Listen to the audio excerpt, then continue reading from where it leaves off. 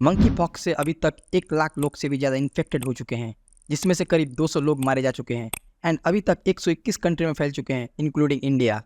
World Health Organization ने M pox को already public health emergency declare कर दिया है। Today, the emergency committee met and advised me that, in its view, the situation constitutes a public health emergency of international concern. सो आज इस video में तुम्हें mpox के related सारी इन्फॉर्मेशन लाइक एमपॉक्स क्या है, कैसे शुरू हुआ, इसका सिम्टम्स क्या है एंड क्या फिर से कोविड की तरह लॉकडाउन होने वाला है, इन सारे क्वेश्चन का आंसर्स मिल जाएगा, तो वीडियो को अंत तक देखिए। एमपॉक्स एक वायरस इलनेस है जो कि मंकीपॉक्स वायरस की वजह से होता है। ये ऑर्थोपॉक्स वायरस जेनस की डबल स्टैंडर्ड डीएनए वायरस है। ये स्मॉल पॉक्स की तरह ही होता है बट वो बहुत ही रेयर डिजीज है। इसका अभी तक सिर्फ 2 वेरिएंट है, क्लैड ऑन एंड क्लैड 2, जिसमें से क्लैड ऑन सबसे ज्यादा खतरनाक वेरिएंट है।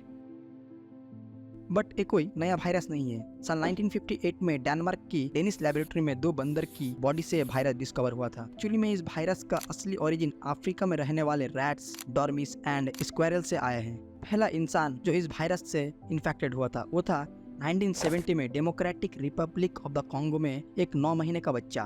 देन 1978 में और 38 केसेस सामने आया है। उस टाइम पे ये नंबर बहुत ही कम था, इसीलिए लोग इस वायरस को इग्नोर करते रहे, जिस वजह से क्लैड 1 एंड 2 इवॉल्व होकर और भी ज्यादा खतरनाक हो गए।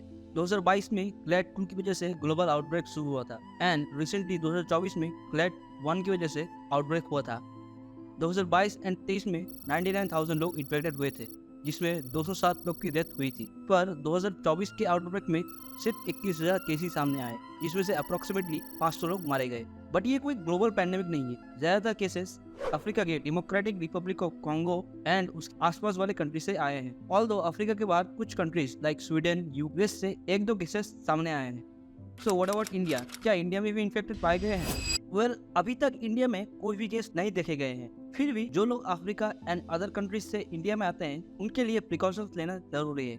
इसलिए भारत सरकार ने international airports, ports, border authorities को अलर्ट जारी कर दिया है। एमपॉक्स आउटब्रेक को टैकल करने के लिए central hospital such as Safdarjung, Ram Mohan Lohia and Lady Hardinge medical college को एमपॉक्स के लिए आइसोलेटेड फैसिलिटीज तैयार करने को बोला है। फिर भी ये आउटब्रेक कोविड की तरह बड़ा प्रॉब्लम नहीं है, as some YouTubers, news channels will make it. पर हो सकता है कुछ लोग बाहर कंट्रीज में इंडिया में ट्रैवल कर रहे हो या फिर तुम्हारा कोई रिलेटिव बाहर से आया हो, इसलिए इस वायरस के सिम्टम्स एंड क्योर के बारे में जानना बहुत जरूरी है। ये वायरस फिजिकल कांटेक्ट से ट्रांसमिट होता है या फिर पर्सन टू पर्सन कांटेक्ट से। एमपॉक्स से इन्फेक्टेड लोगों के बहुत पास से बात करने पर, सांस लेने पर ये वायरस फैल सकती है।